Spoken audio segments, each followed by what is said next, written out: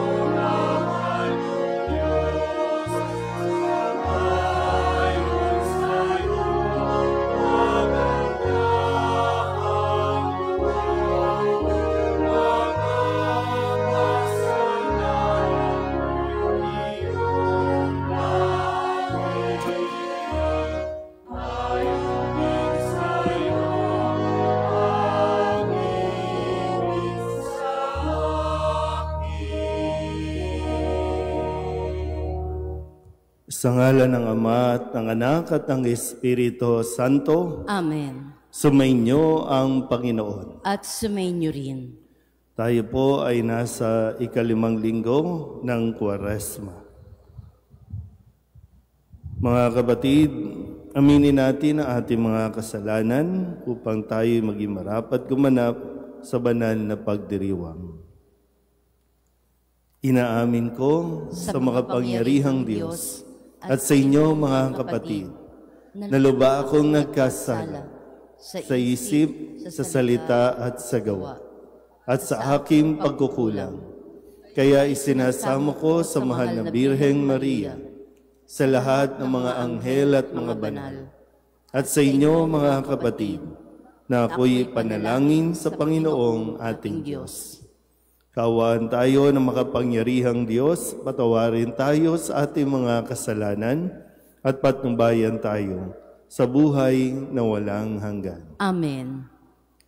Panginoon, kaawaan mo kami. Panginoon, kaawaan mo kami. Kristo, kaawaan mo kami. Kristo, kaawaan mo kami. Panginoon, kaawaan mo kami. Panginoon, kaawaan mo kami.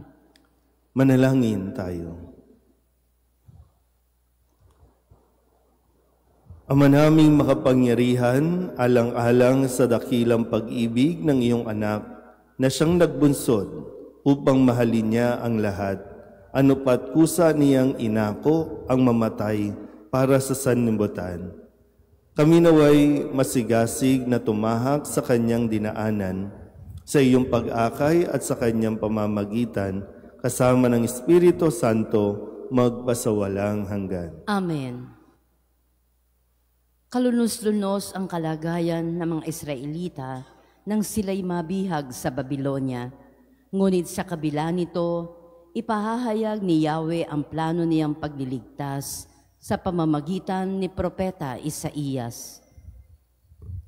Pagbasa mula sa aklat ni Propeta Isaías. Ito ang sinasabi ng Panginoon na siyang gumawa ng landas upang may maraanan sa gitna ng dagat. Sa kapangyarihan niya ay kanyang nilupig ang malaking hukbo. Nilipol niya ang kanilang mga kabayo at ang mga karwahe winasak. Sila'y nangabungal at di na nakabangon, parang isang ilaw na namatay at ang ningas. Ito ang sabi niya. Ang mga nangyaring noong unang panahon, ilibing sa limot, limutin na ngayon. Narito, at masdan ang nagawa ko'y isang bagong bagay na hanggang sa ngayoy di mo namamasdan. Ako'y magbubukas ng isang landasin sa gitna ng ilang. Maging ang disyerto ay patutubigan. Ako'y igagalang niyong mga hayop na pawang mailap, gaya ng avestrus at ng asong gubat. Ang dahilan nito, sa disyerto ako'y nagpabukal ng saganang tubig para may mainom ang aking hinirang, sila'y nilalang ko. At ang aking hinirang, upang ako'y kanilang papurihan.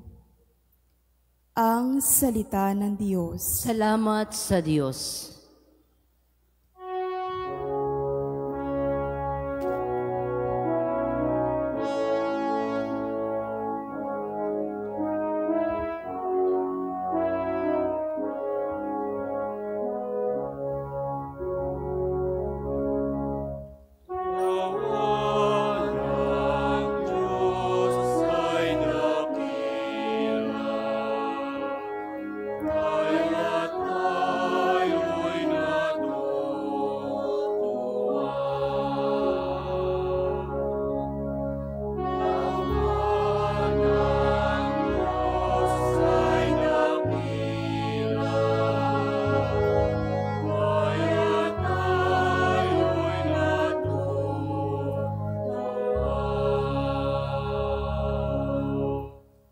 Nang lingapin tayo ng Diyos at sa Sion ay ibalik, ang nangyaring kasaysayay parang isang panaginip. Lahat tayo ay natuwa, masasayang nagsiawit.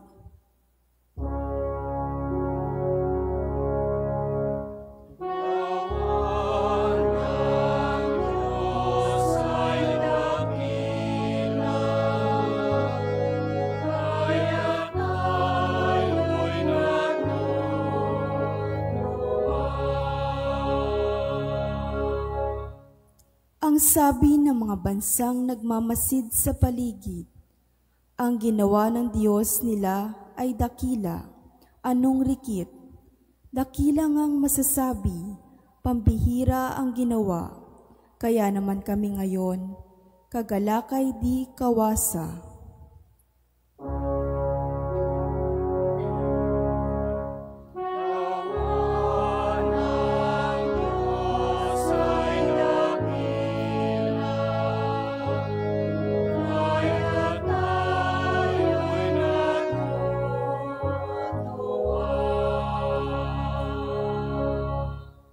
Kung paanong inuulan yaong mga tuyong batis, sa sariling bayan namin, kami, poon ay ibalik.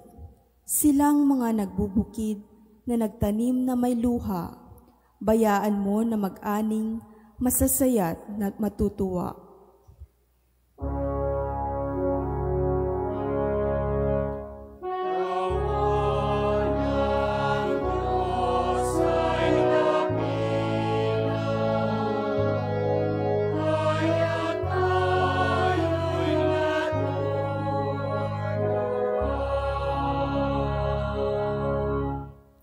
Yaong mga nagsihayong, dalay binhit na nanangis, ay aawit na may galak, dalay ani pagbalik.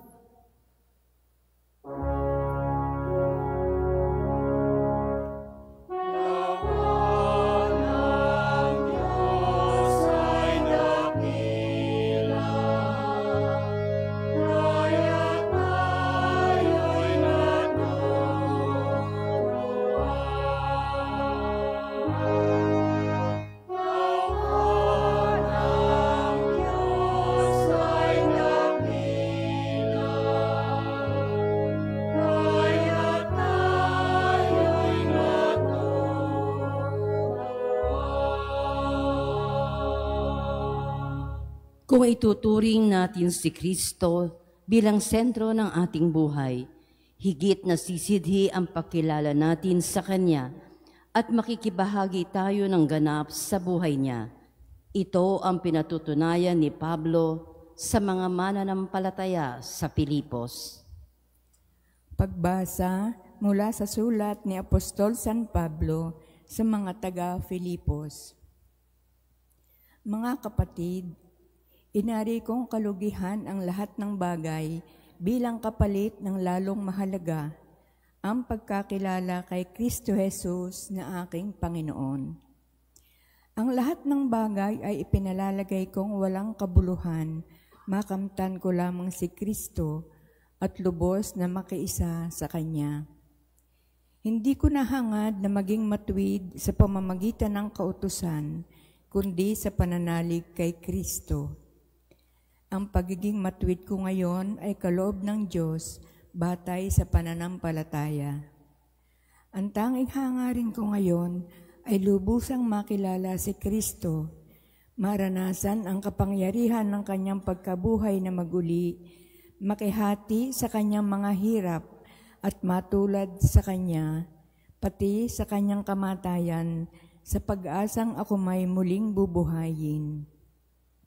Hindi sa nakamtan ko na ang mga bagay na ito, hindi rin sa ako'y ganap na, ngunit sinisikap kong maisakatuparan ang layunin ni Kristo Jesus nang tawagin niya ako. Mga kapatid, hindi ko ipinalalagay na natupad ko na ang mga bagay na ito. Ang ginagawa ko ngayon, nililimot ang nakaraan at sinisikap na makamtan ang nasa hinaharap. Nagpapatuloy nga ako tungo sa hangganan upang kamtan ang gantimpala ng pagkatawag sa akin ng Diyos sa pamamagitan ni Kristo Jesus, ang buhay na hahantong sa langit. Ang salita ng Diyos. Salamat sa Diyos.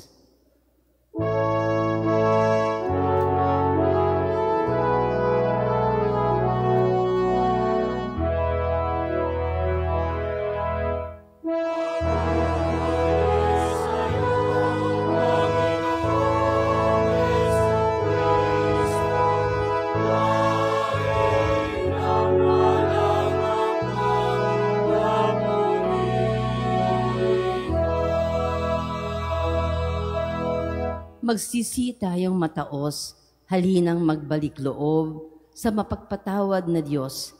Sa Kanya tayo'y dumulog at manumbalik ng lubos.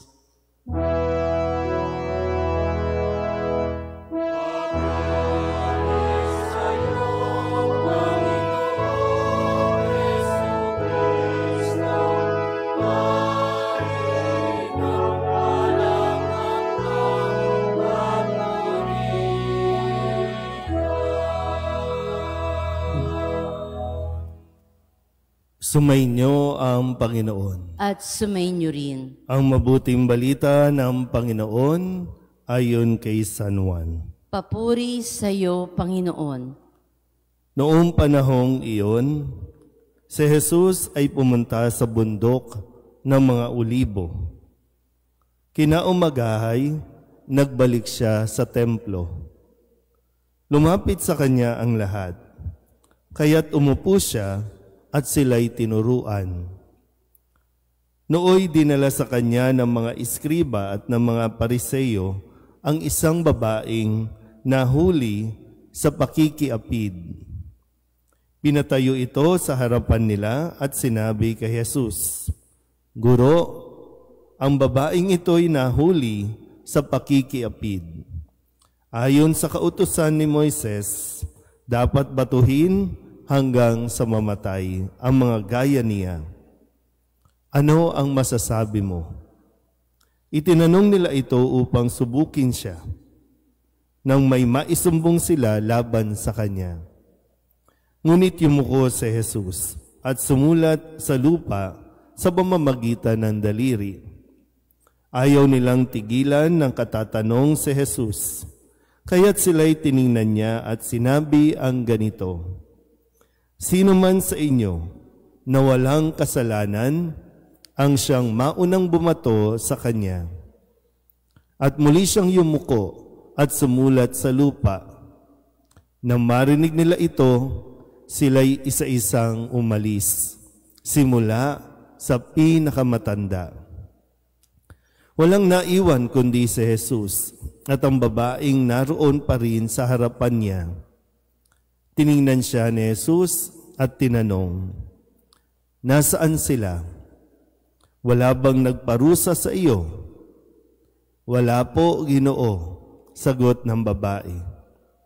Sinabi ni Jesus, "Hindi rin kita parurusahan. Humayo ka at huwag nang magkasala." Ang mabuting balita ng Panginoon. Pinupuri ka namin, Panginoong Hesukristo. Isang magandang Umaga po sa inyong lahat. Tayo po ay nasa ikalimang linggo ng ating 40 araw na paghahanda para sa Pasko ng Pagkabuhay. Ikalima. Ito na yung pinakahuli, no? At tawag natin dito ay Passion Tide. Sa susunod na linggo, papasok na tayo para sa pagdiriwang ng mga mahal na araw. Balikan natin ng kaunti, no, yung ating po mga pinuntahan, mga paglalakbay, kung saan ay ang panawagan sa atin, matuto tayo kay Jesus. Noong unang linggo ng Kwaresma, dinala tayo sa disyerto at doon ay pinakita sa atin ni Jesus kung paano malalabanan at kung paano din tayo makakaiwas sa mga panunukso ng demonyo, na lahat ay i-offer o iaalok ng demonyo para lamang malayo tayo sa Diyos o hindi tayo sumunod sa Diyos. Ikalawang linggo, dinala tayo ni Jesus sa bundok at sa kanyang pagbabagong anyo, narinig natin ang tinig ng kanyang ama na nagsasabing, ito ang pinakamamahal kong anak, lubos kong kinalulugdan. At doon nga po, no, pinakita ni Jesus sa atin na minsan mahirap sundin ang plano ng Diyos, mahirap yung proseso, pero kailangan at dapat tayong magtiwala sa proseso ng Diyos na Kanya pong ginagawa. Na sa ganon ay matapos natin o masimulan natin ang ating pong misyon sa mundong ito. Sabihin nyo nga po sa katabi ninyo, magtiwala ka lang.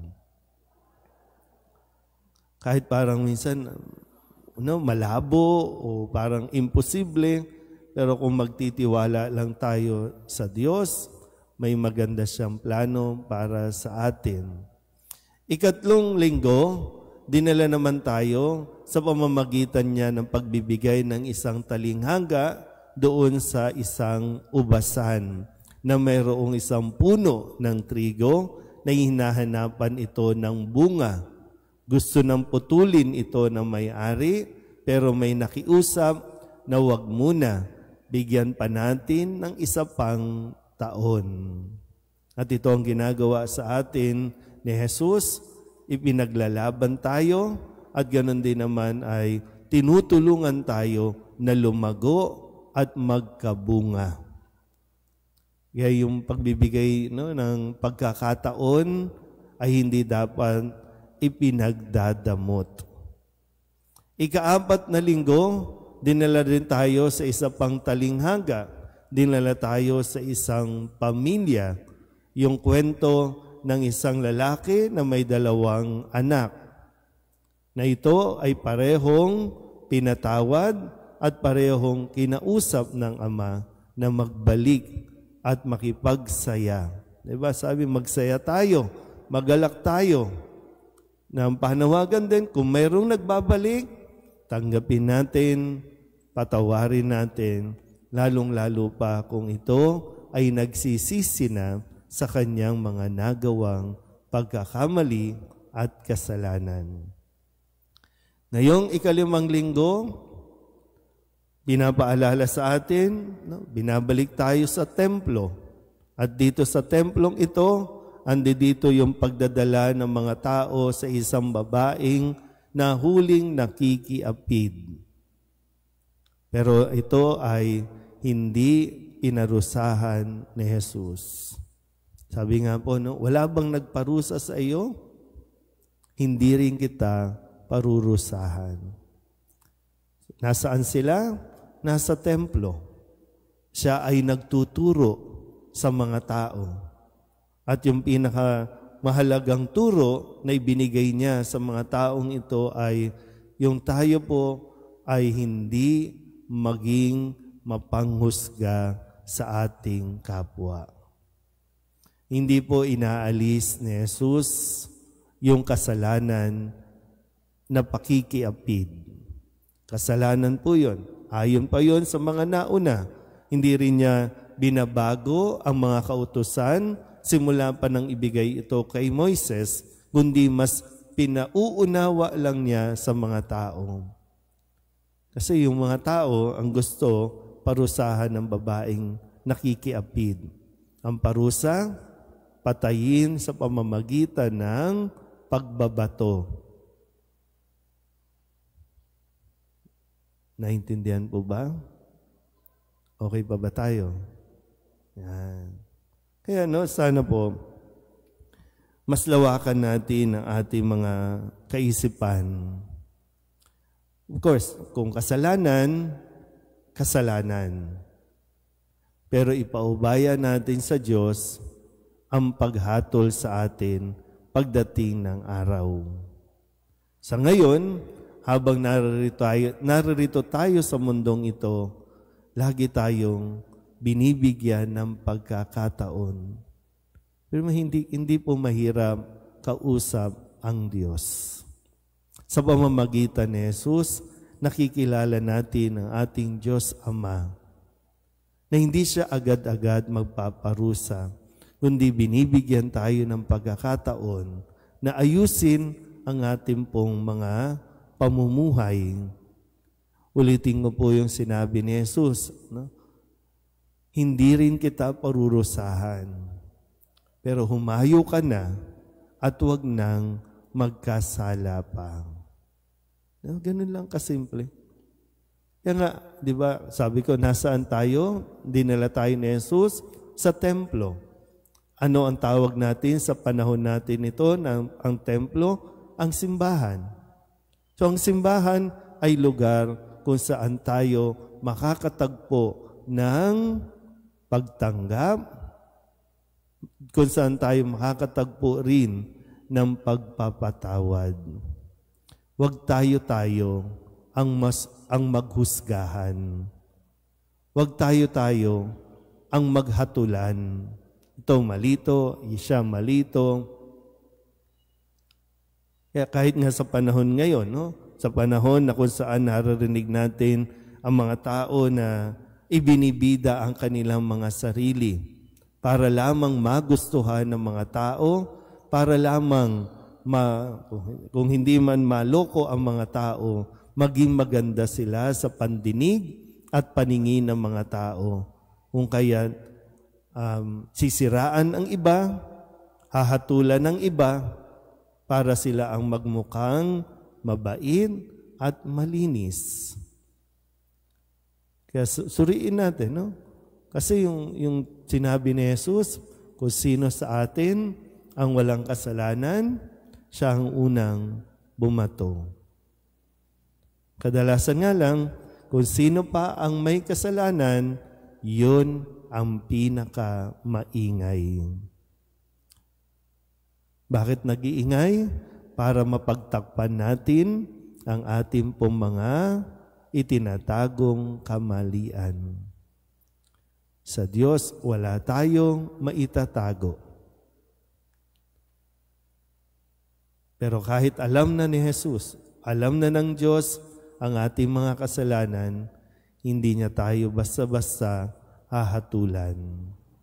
Bibigyan niya tayo ng tamang panahon para tayo mismo ang magdesisyon kung tayo ba ay magbabago o mananatili sa ating gawain. Sana po mapagnilayan natin ng mabuti na tayo mismo tumingin sa ating mga sarili. Huwag sa katabi, huwag sa kung kani-kanino, ang ating pong mga sarili, ang ating pong tingnan. Amen? Magsitayo ang lahat at pahayag natin ang ating pananampalataya. Sumasampalataya ako sa Diyos amang makapangyarihan sa lahat na may gawa ng langit at lupa. Sumasampalataya ako kay Jesucristo, iisang anak ng Diyos, Panginoon nating lahat. Nagkatawan tao siya, lalang ng Espiritu Santo, pinanganak ni Santa Maria ang Birhen, pinagpakasakit ni Poncio Pilato, ipinako sa krus, namatay, inilibing, nanaog sa kinaroroonan ng mga yumao, na may ikatlong araw na buhay na maguli, umakyat sa langit, naluklok sa kanan ng Diyos amang makapangyarihan sa lahat. Doon magmumula paririto at hukom ang mga sa nangabubuhay at nangamamatay na tao. Sumasampalataya ako sa Diyos Espiritu Santo, sa banal na simbahang Katolika, sa kasamahan ng mga banal, sa kapatawaran ng mga kasalanan, sa pagkabuhay na muli ng mga matay na tao, at sa buhay na walang hanggan. Amen. Ating idulog ngayon sa Panginoon ang ating mga kahilingan at ang ating itutugon. Panginoon, dinggin mo ang aming panalangin. Panginoon, dinggin mo ang aming panalangin. Maipahayag nawa ng mga namumuno sa simbahan ang mabuting balita ng may tapang sa gitna ng realidad ng pagkamuhi, pagsisinungaling at pag-uusig.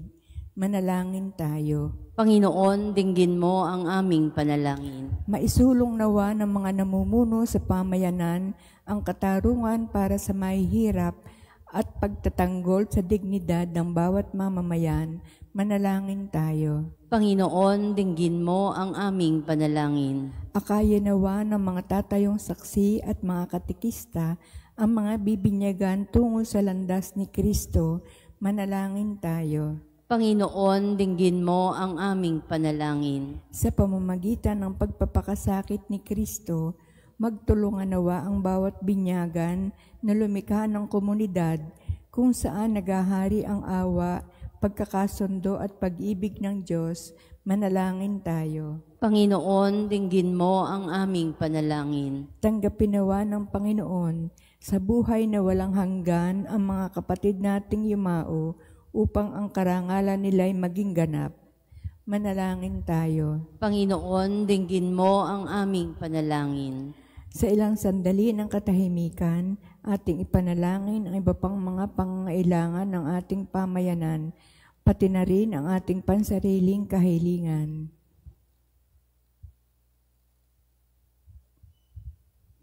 Manalangin tayo. Panginoon, dinggin mo ang aming panalangin.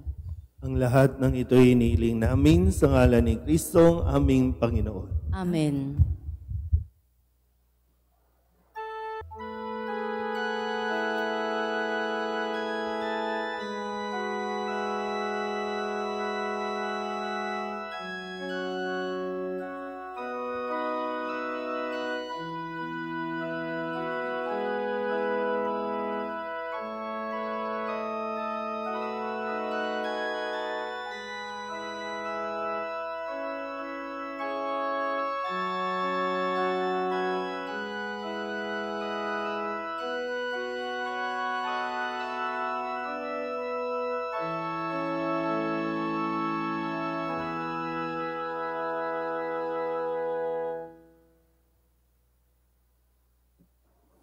Manalangin kayo mga kapatid upang paghahain natin ay kalugdan ng Diyos amang makapangyarihan.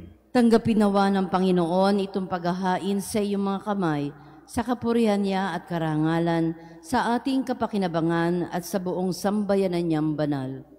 Ama naming lumikha, kami dumadalangin ang mga pinagpagsaloob mo ng mga nilalaman ng pananampalatayang Kristiyano ay iyong gawing dalisay. Pakundangan sa ipinagdiriwang na paghahaing ito sa pamamagitan ni Jesucristo kasama ng Espiritu Santo magpasawalang hanggan. Amen. Sumainyo ang Panginoon. At sumainyo rin. Itaas sa Diyos ang inyong puso at diwa. Itinaas na namin sa Panginoon.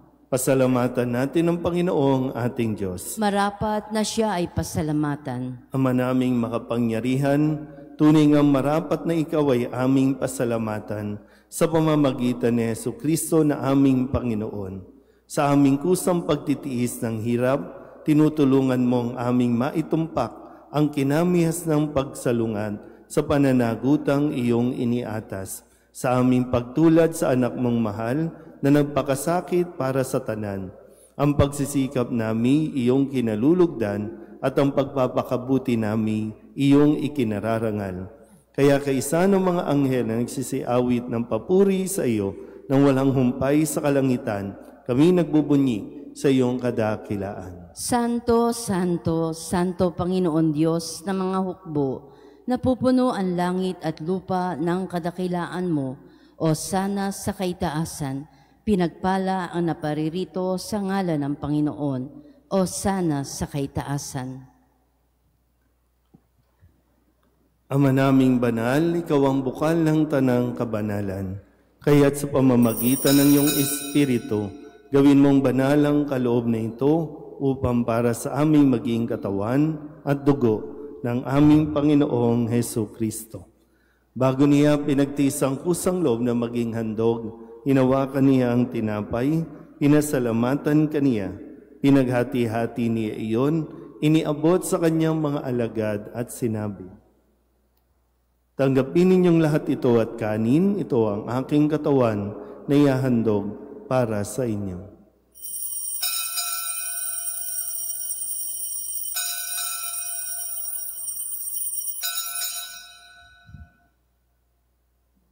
Gayun din naman nung matapos ang hapunan, inawakan niya ang kalis, muli kaniyang pinasalamatan.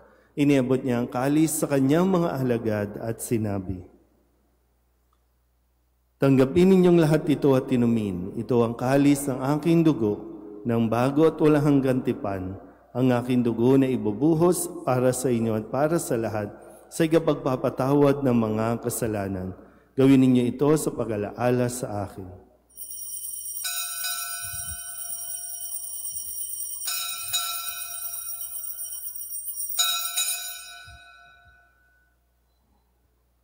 Ipagbunyi natin ang misteryo ng pananampalataya.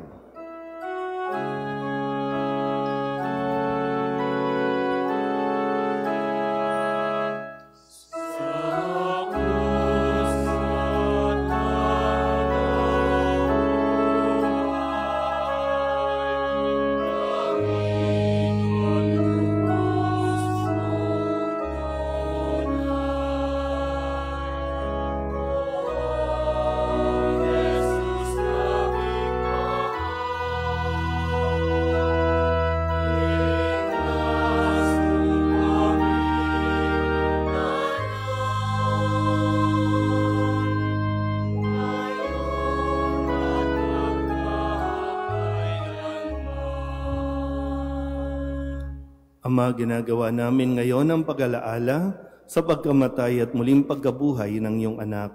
Kaya tiniaalay namin sa iyo ang tinapay na nagbibigay buhay at ang kalis na nagkakaloob ng kaligtasan. Kami napapasalamat dahil kami iyong minarapat na tumayo sa harap mo para maglingkod sa iyo. Isinasamo namin kami magsasalo-salo sa katawan at dugo ni Kristo ay mabuklod sa pagkakaisa sa pamamagitan ng Espiritu Santo. Ama, lingapin mo ang iyong simbahang laganap sa buong daigdig. Puspusin mo kami sa pag-ibig kaysa ni Francisco na aming Papa at ni Jose na aming Obispo at ng Tanang Kaparian. Alalahanin mo rin ang mga kapatid naming nahimlay na may pag-asang sila'y muling mabubuhay, gayon din ang lahat ng mga pumanaw. Kawaan mo sila at patuloyin sa iyong kaliwanagan. Kawaan mo at pagindapating kaming lahat na makasalo sa iyong buhay na walang wakas. Kaysa ng mahal na Birheng Maria na Ina ng Diyos, ng kabiyak ng puso niyang si San Jose. Kaysa ng mga apostol at ng lahat ng mga banal na namuhay dito sa daigdig ng kalugod-lugod sa iyo, may pagdiwang nawa namin ang pagpupuri sa ikararangal mo sa pamamagitan ng iyong anak na aming Panginoong Hesu Kristo. Sa pamamagitan ni Kristo, kasama niya sa Kanya, ang lahat ng parangal at papuri ay sa iyo, Diyos Amang makapangyarihan, kasama ng Espiritu Santo, magpasawalang hanggan.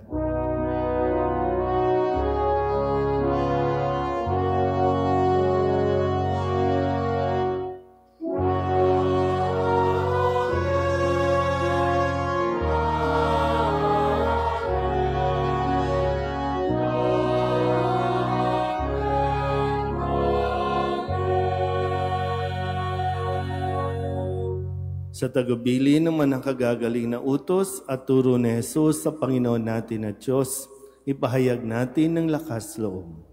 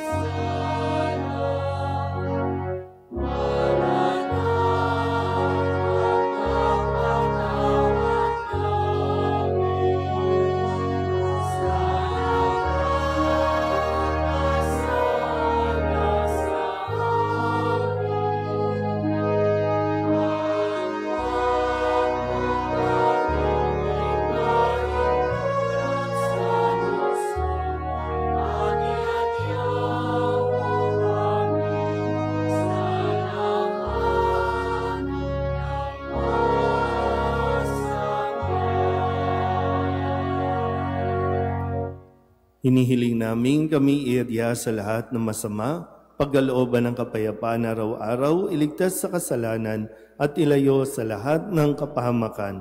Samantalang aming pinananabikan ang dakilang araw ng pagpapahayag ng tagapagligtas naming si Jesucristo. Sapagkat iyo ang kaharian at ang kapangyarihan at ang kapurihan magpakailanman. Amen. Panginoong Jesucristo, sinabi mo sa iyong mga apostol, kapayapaan ang iniiwan ko sa inyo, ang aking kapayapaan ang binibigay ko sa inyo. Tunghayan mo ang aming pananampalataya at huwag ang aming mga pagkakasala. Pagkalooban mo kami ng kapayapaan at pagkakaisa ayon sa iyong kalooban, kasama ng Espiritu Santo, magpasawalang hanggan. Amen. Ang kapayapaan ng Panginoon ay laging sumainyo. At sumainyo rin. Mabigayan po tayo ng kapayapaan sa isa't isa.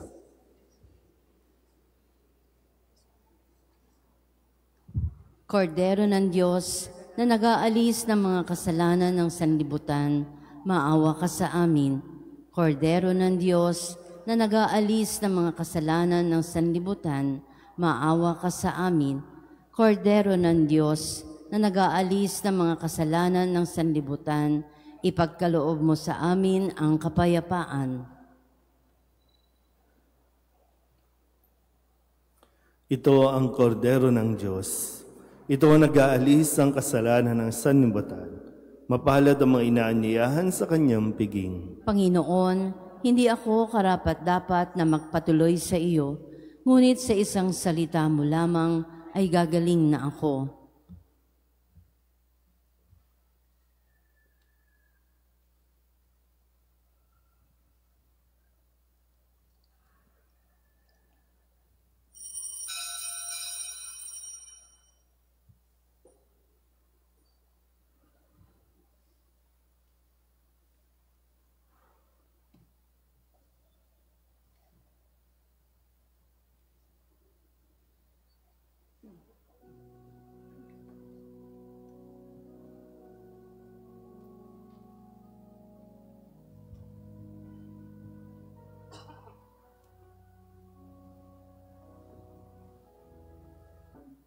Magsitayo na po ang lahat.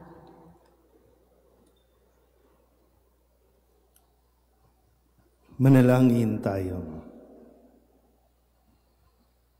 Ama naming mapagmahal, kaming nakikinabang sa katawan at dugo ng iyong anak ay mapabilang nawang lagi sa mga kaanib niya na namamagitan kasama ng Espiritu Santo magpasawalang hanggan. Amen. Sumainyo ang Panginoon. At sumainyo rin. At pagpalain kayo ng makapangyarihang Diyos, Ama at Anak at Espiritu Santo. Amen. Tapos ng banal na misa, humayo tayo sa kapayapaan ni Kristo. Salamat sa Diyos. Magandang umaga po.